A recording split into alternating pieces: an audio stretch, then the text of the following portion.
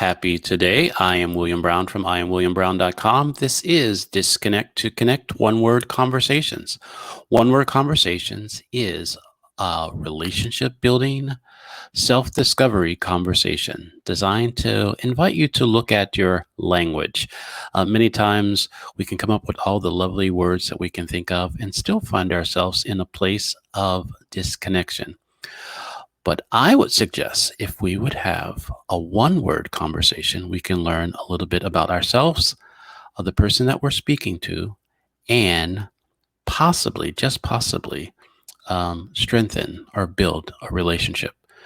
I have learned that words just don't come with definitions. They also come with stories and expectations and feelings. So with that in mind, I am going to let you know that One Word Conversation is brought to you by IamWilliamBrown.com, a place to help you be yourself and live your life.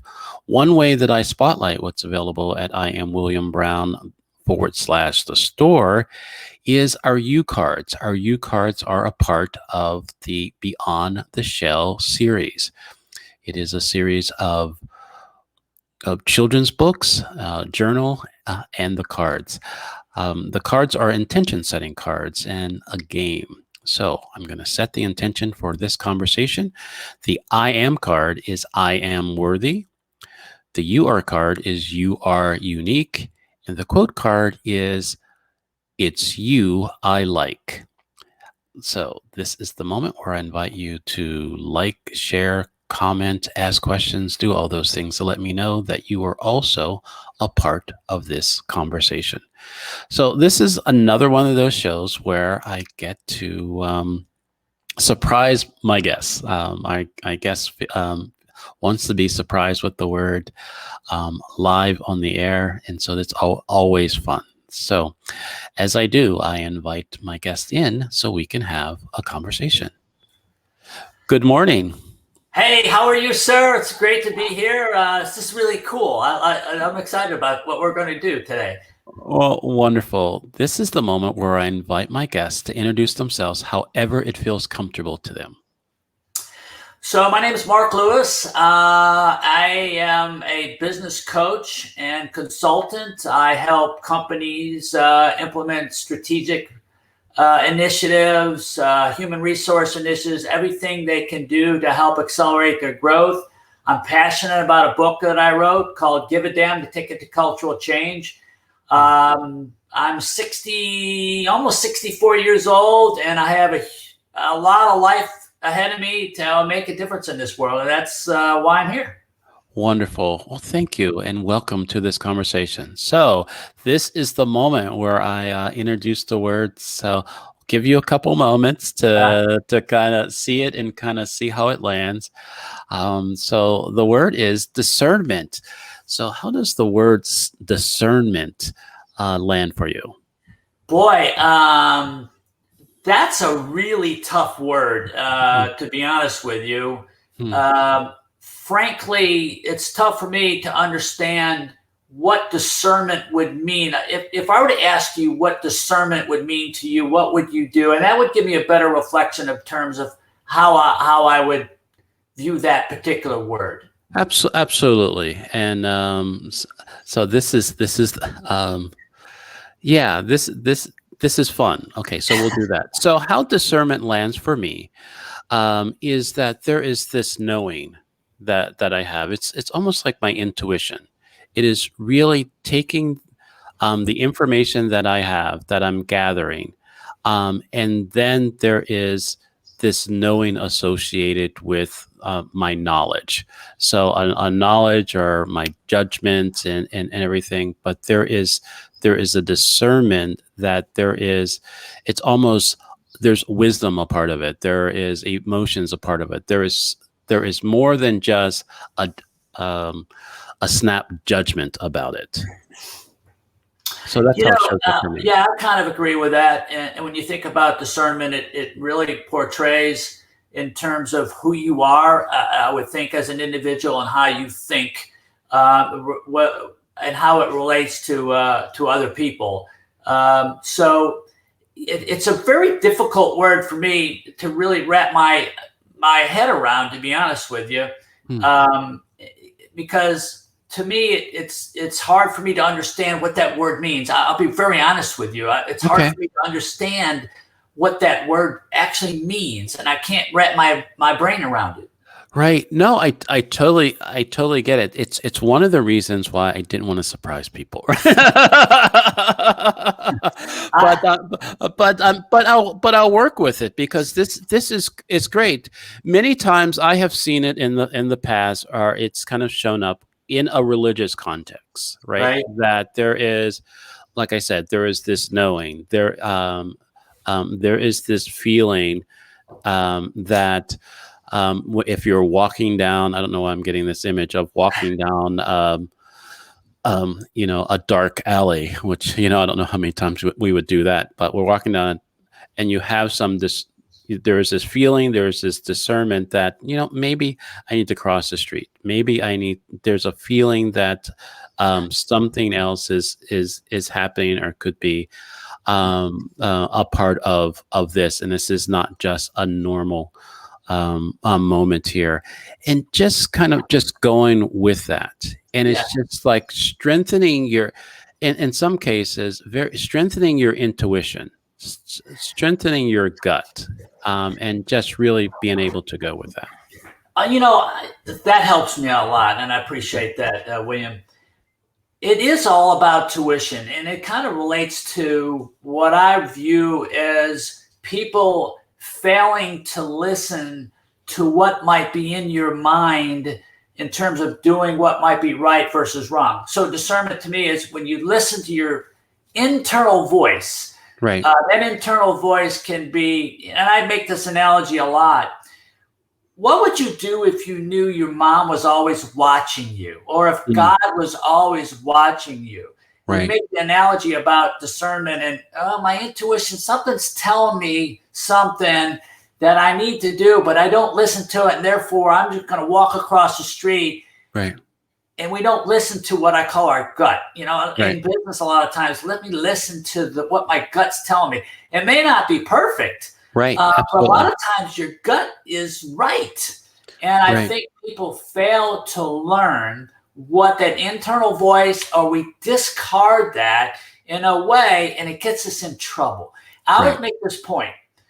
Most people know what the right thing is, but Right. they do the wrong things because they can justify it in their mind as being right. Now, think about Right. that. Right. Wow. and and that's why it's let's say it's okay, and I'll make an analogy. Let's say and this may get to it's maybe a poor point to make, but you're dating somebody and you break up with them and it's your best friend, and and you want to get back at them. There's a revenge factor right there, right? Right. So you're hurt, but it's not the right thing to do, but you're going to get back at the person that broke up with you because they hurt you. Well, that's not the right thing to do, right? It's just what Right. it is. You move on. And there's those kind of things we have to think about. And I always ask myself this question: in anything and everything that I do, what's the upside to it? Right. Whether it's Mm, for me or whoever else it is, what kind yeah. of benefit? And I always look at is either am I going to get out of it or the person going to get out of it? Right. That's what's real important. You got to listen to that internal voice and discern what might be right and what might be wrong, and think about that. Right. There is a part of my coaching, and I don't use the language of discernment, but it's self-awareness. I'm a self-awareness coach, and I talk Right. to a lot of entrepreneurs and solopreneurs and people that are thinking about being entrepreneurs, and I frame it as step zero, the step that you take before you take the first step.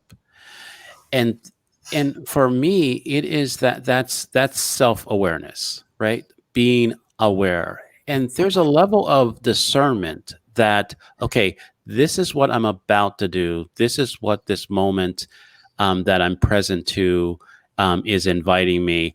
Am I, am I going to do the right thing, or am I going to do nothing, right?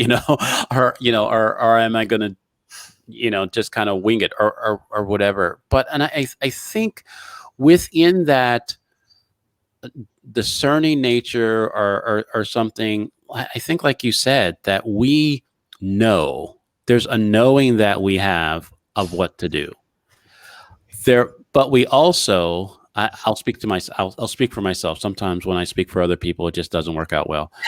But I know what to do. But there are some times where I feel like, well, maybe I'm just going to try it differently.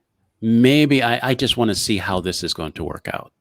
Maybe, there is some times where I will just do something different or do something that may not work out for me. Let's just say that, because I want to get out of my comfort zone or to try something new or maybe I'm just being, a jerk that day. I didn't have a sandwich or something. I don't know. Right. There is just so many factors that will keep me from like listening to myself. Well, I think there's a balance in what you said. That balance in being what your actions might have on somebody else and how it might benefit them. So when you step out of your comfort zone, that balance in terms of getting out of your comfort zone, but it also has an added effect of helping somebody else. And therefore, it makes it a little bit easier to do that, because now it doesn't become so self-centered, but it becomes selfless, which means you do something for other people. And if you can have those both tying together, it makes it easier to step outside that box, step outside your comfort zone, and do the things that benefit not only yourself, but the rest of the world and the people that, even if you don't know them, it benefits them. Right.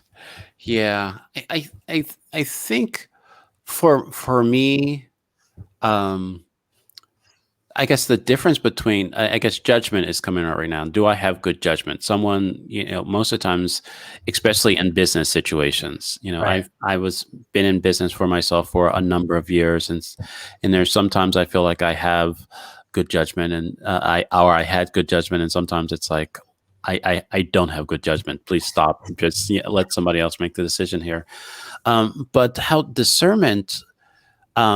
Over my 20 years, working for myself and not working in an employee type of environment, I just had to discern that this is a beneficial opportunity for my organization, for my customers, for me at the time, and like you said, there are many times. Not many times, but there are some times where I just didn't know. I would like to believe that this would help them, right? I would really like to believe that this would benefit my business. But I just really didn't know. And it's like, but I got to make a move here. And it's like, how are we going to kind of strengthen our discernment, right? And move even after those times where we don't know if it's actually going to work out. Well, it's all about resolve, right? Right. How do I resolve myself to discern that I'm getting to where I need to be, and what kind of legacy am I going to leave? Now, and I always say this, nobody knows who I am. 100 years from now, they're not going to know who I am. Now, if I was president of the United States, I'd be in history books and people are going to know me. But what kind of legacy can you leave going forward, and the resolve that you have? And we're always learning. The day we stop learning, it's not good, because now you're not making a difference in other people's lives. We have to get to the point where we got to keep stepping, go up these ladders, step up, get to the level, and continue to rise. Look, when we were born, we're always learning. I mean, that's the greatest learning environment that we have until we go to college and we continue to learn. But you make a point. The point here being what you do and how you discern to get to the next level is as important from a growth standpoint as much as it is for you and for other people. If you can make a difference in other people's lives, and it's in my book, when you make a difference in other people's lives, it makes them happier. They Right. have a better life. They live longer. Everybody wins because you Right. feel good. Your stress level goes down. You know, the number one ailment that people have in the whole world, what causes ailment is what? Stress. Stress. Right. If you can eliminate stress, get a better mindset, you're going to live longer, you're going to make a difference in other people's lives. And I think that's what you discern in terms of going forward to make that resolve to be the best that you can, to make a difference in other people's lives and never stop doing it. Yeah. I really like how you brought in the book because I love your title, right? I'm like, and I'm trying to think of, is there a system or a formula for us to give a damn, to discern, does this moment require me to give a damn? Right? Or not? I think every moment that you have is what I call a moment of truth. You can either make it positive or you can make it negative. The reason why I bought the book and wrote the book, Give a Damn, is because I want to make a difference in people's lives. We've gone down this path of self-centeredness, what's in it for me attitude for a long time, and it's got to stop. And because of what we've been through, people are now thrashing out at each other. It doesn't make a difference. I'm better than you. And there's so many instances about that. Right. And once we step back and view, and once we can rally around a theme, and that theme is give a damn about others, because when you do it, you're improving your own life. And that's the problem. Most people don't view it that way. I got to do something with the expectation in return, which is wrong.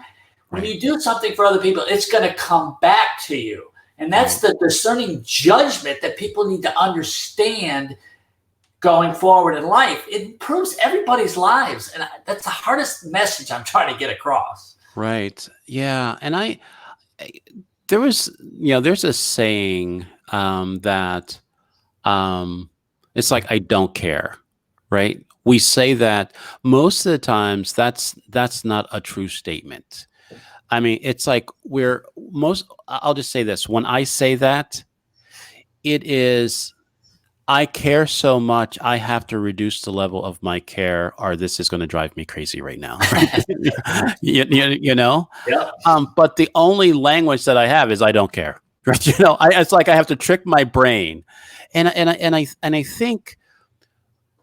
think there are more people that give a damn, but they don't know how to give a damn. You are so true. Everybody wants to give a damn, but they're not going back and looking at their own actions and what effect it might have. And then other people want to give a damn, but they just don't know how to do it. How do I go about it? That's in the book. There's 3 areas. They don't know how.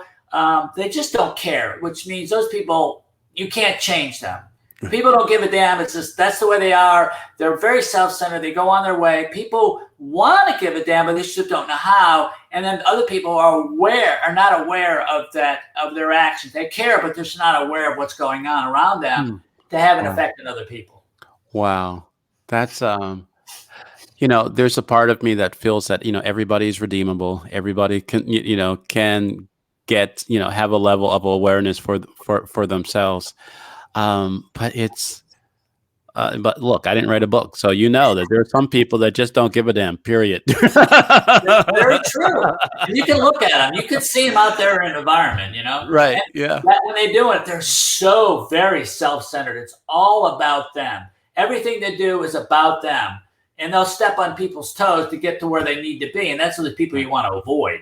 Right. I think for me, how that shows up for me is I think, because I have a conversation about self-awareness, and I say that there's no one newer than you, and it's important for you to live your life. And some people hear that as very selfish, very ego-driven, and everything like that. But I actually think that there is a mature self-conversation that allows me to not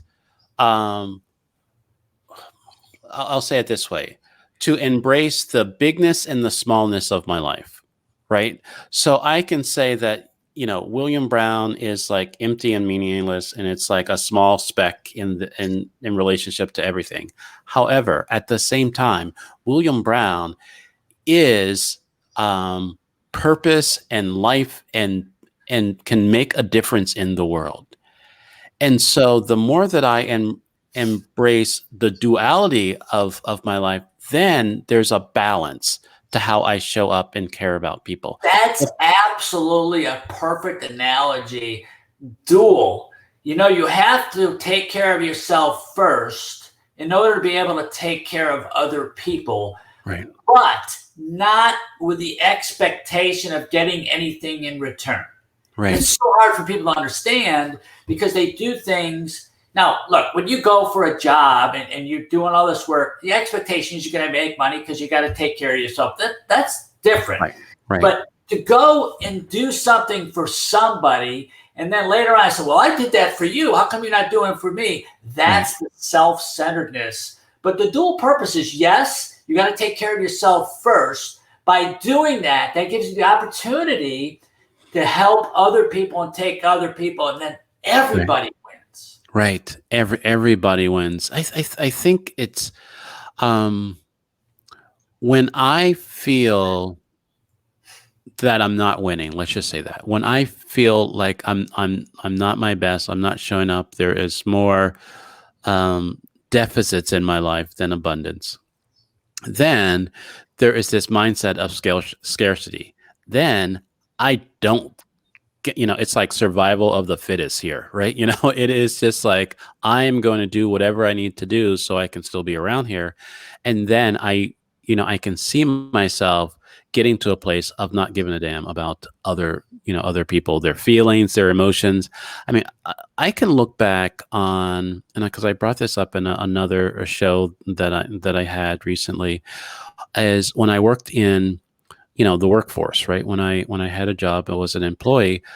My friends were a bonus. I didn't go to work to make friends. Right. I went to work. And I realized that I didn't have a listening for the human beings that I was working with. And I didn't say that I don't give a damn about you. Right. But at the end of the day, I was saying, I don't give a damn about you. I'm here to work. You can do whatever, you want to do. And it, I'm not trying to, rewrite history or anything, but I really feel there's a sense of regret that I really miss connecting with the other humans that I was, working with for a number of years, because I was so conditioned to just go to work and work. Well, William, I've been through that same process. And it's not because of the person who we are. It's because we have to learn it. And I learned it late in life.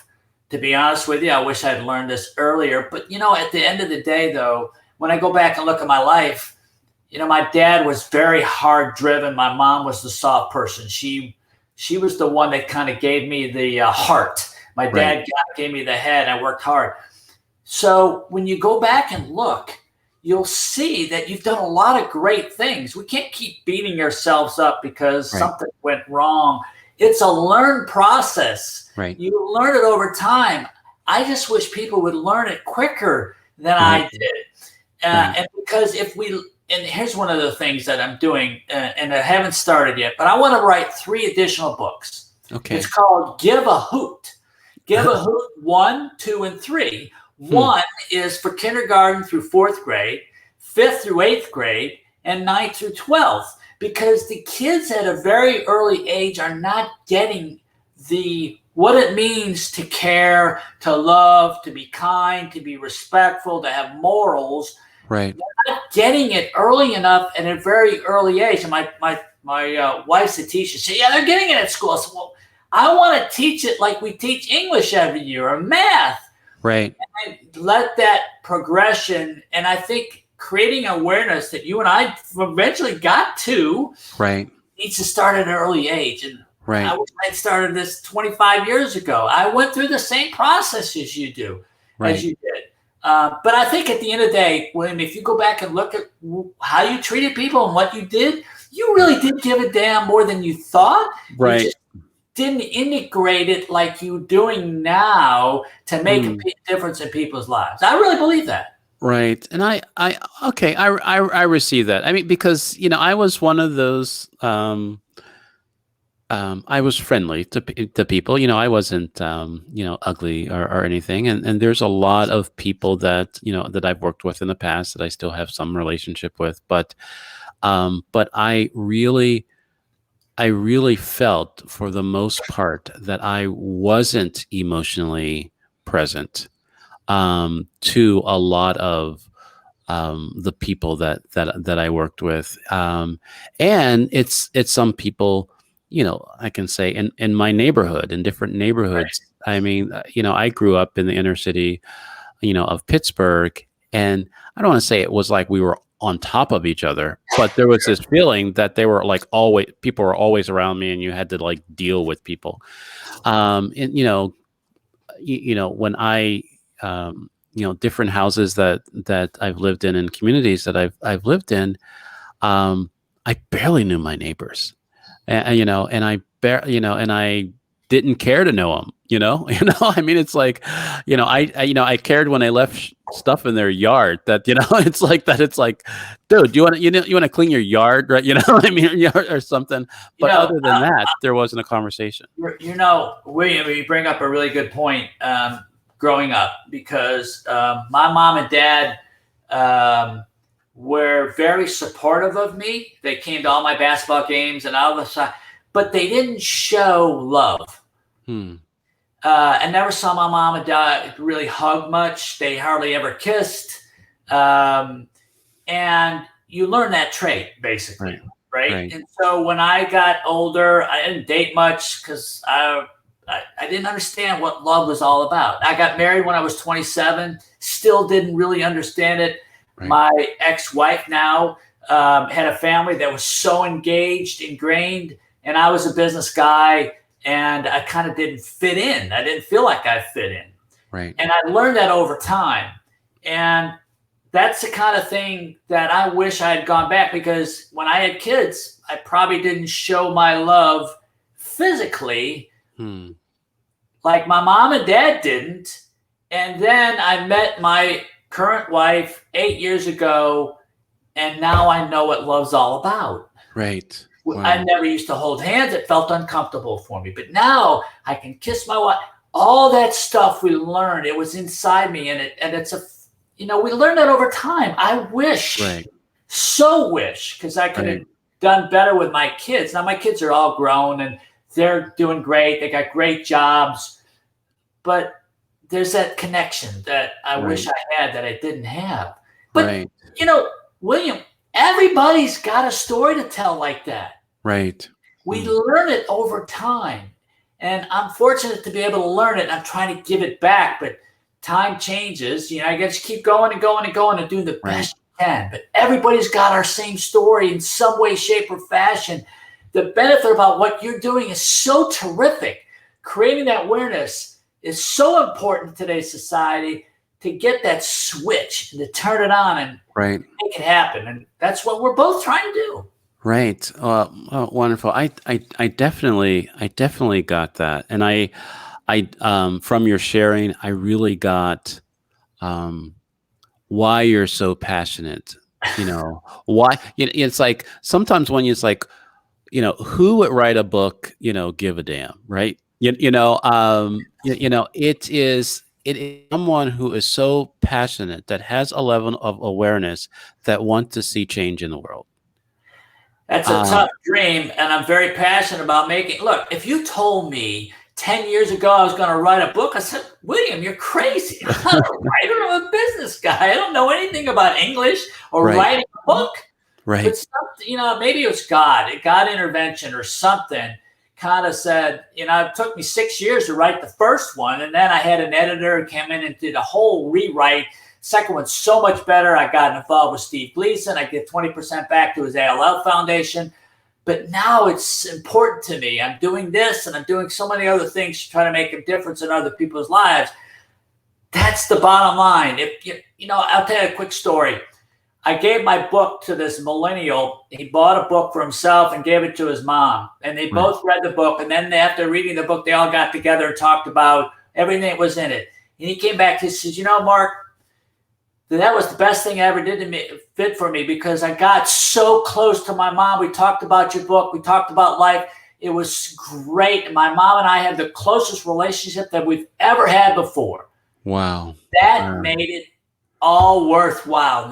The years and time, I want more and more of those stories to come out. Right. Absolutely. And I'm sure there will be a lot more of those stories. I just, I just, there is that, it's, to take us back to, to bring discernment in, to know that this is the time for that conversation.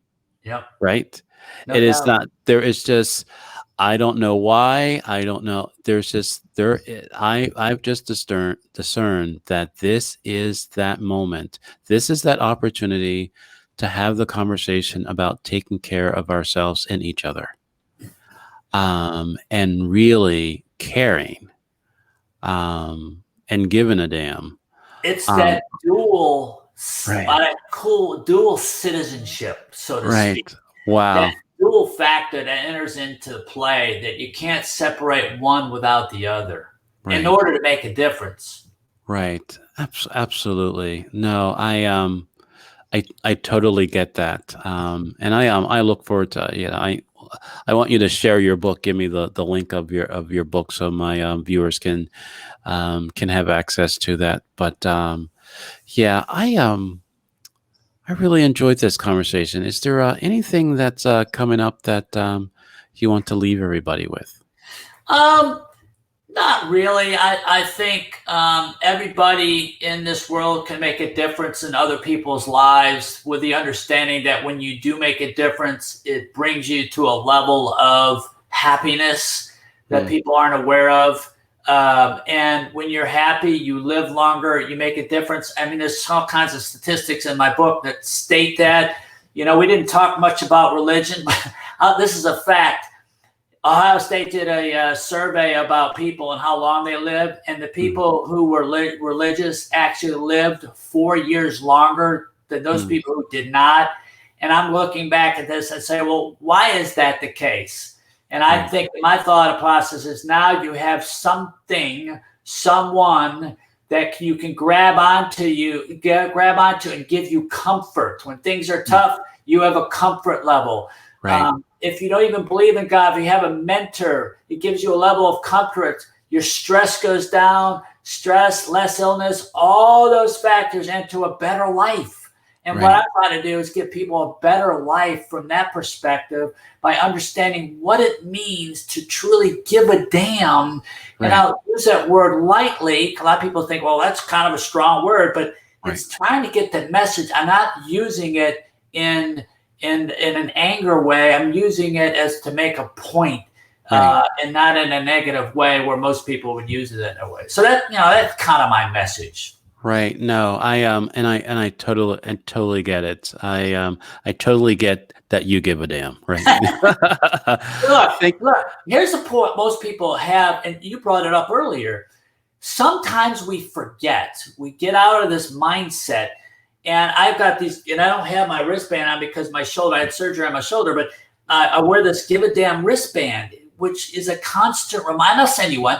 It's a constant reminder that, hey, you got to continue to understand and be nourished, just like we're nourishing food, just like when we go to religion, church, we get this nourishment of being a good person. And you got to be continually nourished. And that's what the Give a Damn bracelet that I have is a reminder. And if you slip up, don't beat yourself up. Just it's a learning experience. Right. Wonderful. Well, thank you very much. This has definitely been great. I hope you can stick around for a moment in the green room while we close the show. Absolutely.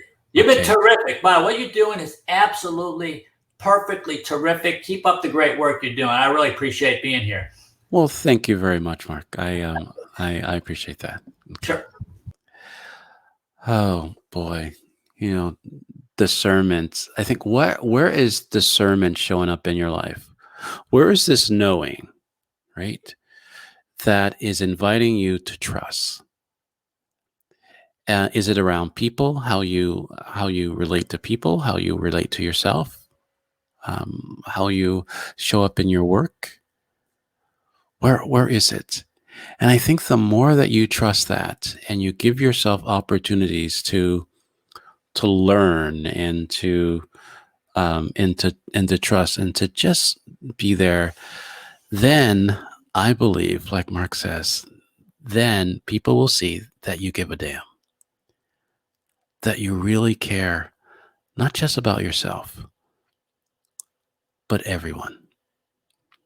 So I hope this conversation has brought value, not just to your day, but to your life. I invite you to reach out to me at iamwilliambrown.com, a place to help you be yourself and live your life, for a complimentary coaching session.